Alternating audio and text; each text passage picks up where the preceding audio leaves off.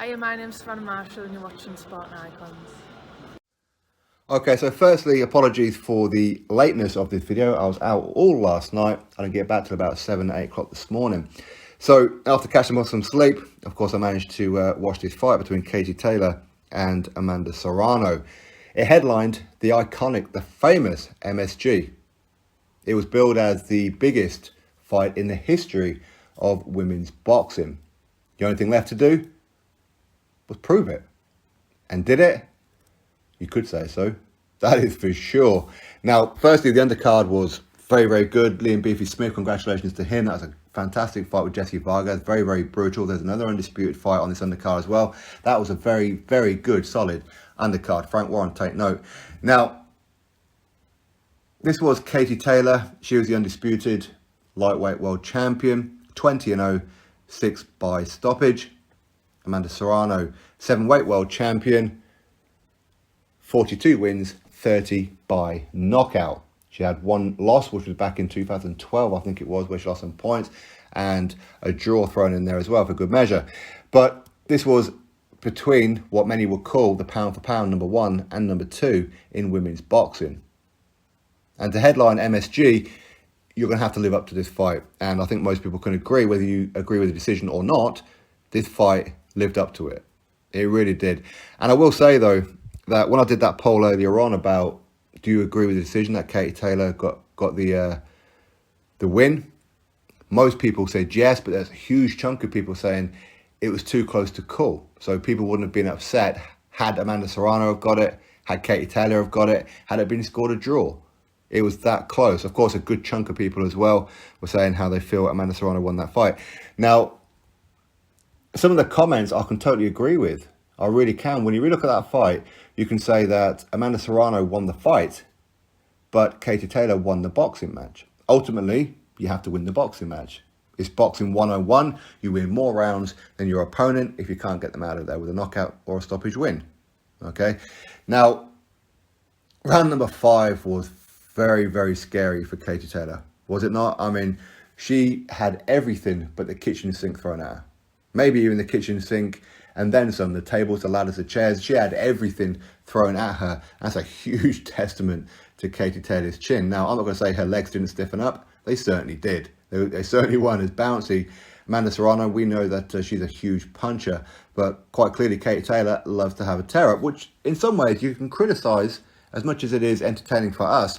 She takes needless punches. Katie Taylor takes needless punches. She's a lot smarter than that. She could just box her way out of trouble, but it seems that whenever big punches are landed on Katie Taylor, she just wants to trade, and she's quite happy to take a couple to land one herself. Okay, so you could say that is a huge criticism of Katie Taylor. But round number 5 was very, very scary. Had the referee stepped in, there'd have been some eyebrows for sure raised, but ultimately I don't think too many people would have really complained because she looked like she was pretty much out of there. That was a horrible, horrible round for her. Now, how I saw it was very, very close fight. The first half with a round and maybe a swing round belonged to Amanda Serrano. The second half of the fight, all barring certainly a round and maybe a swing round, was for Katie Taylor. So this fight was very, very close. Very, very close. Now, I wouldn't have complained had the hand been raised of Amanda Serrano. I wouldn't have complained with a draw, and I'm certainly not going to be complaining for a Katie Taylor win. But this was an absolute war. It lived up to what a Madison Square Garden headliner should live up to. Now, I know when people talk about women's boxing, okay, it's very easy for us to sit here and say, well, it's only 10 rounds and it's only 2 minutes per round, so women, they can afford to throw a lot more into the rounds, exert a lot more energy than what the men have to do, because obviously they have to do 36 minutes over 12 rounds. Women do 20 minutes over 10. So when you look at it, okay, fine, but still, this was a good advocate for women's boxing, and I'm sure there's been a lot of girls out there looking at this particular fight and thought, I want to have a go at that. That's inspirational stuff right there, no matter who you thought won the fight. But it was a very, very close fight. Very close fight. Do you want to see a rematch? I'm sure most people do. Now, when it comes to Katie Taylor, I mean, what a fighter. When it comes to Amanda Serrano, what a fighter. Really. And I'm sure if you're over there in Ireland, you've got to be super, super proud of Katie Taylor? I'm sure you are. Here in the UK, of course, we love Katie Taylor. In America, they seem to love Katie Taylor as well. She's a lovely girl by all accounts. That's the impression that I get from her. Likewise with Amanda Serrano from Puerto Rico, that I'm sure everybody over there is very, very proud of her and her performance in this particular fight. It lived up to what it was billed as.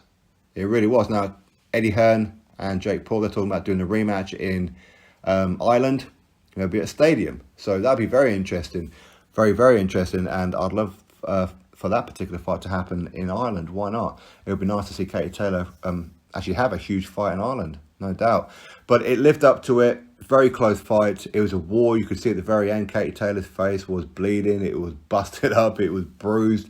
Amanda Serrano didn't look too shabby herself, did she? Of course, but not as bad as Katie Taylor, which is why I can agree with some people's opinion there that Amanda Serrano won the fight, but Katie Taylor won the boxing match, because everything was thrown at Katie Taylor. But Katie Taylor was landing some massive shots herself. It's not like she got absolutely dominated in any round and didn't land anything.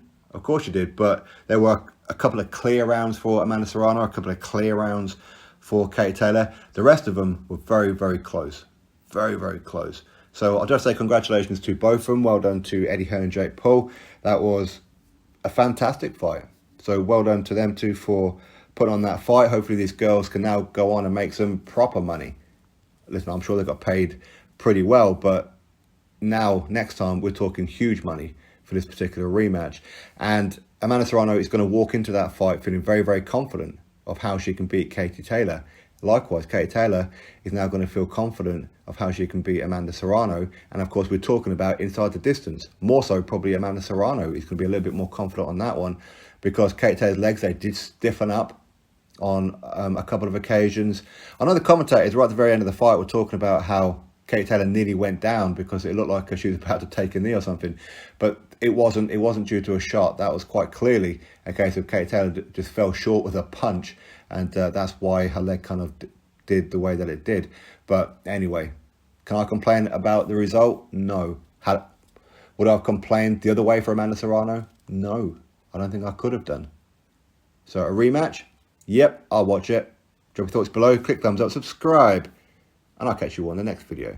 Oh, by the way, do you agree that this is now the biggest fight in women's boxing? Would the rematch be bigger than this one? Food for thought. Drop your thoughts below, click thumbs up, subscribe. Catch you on the next video.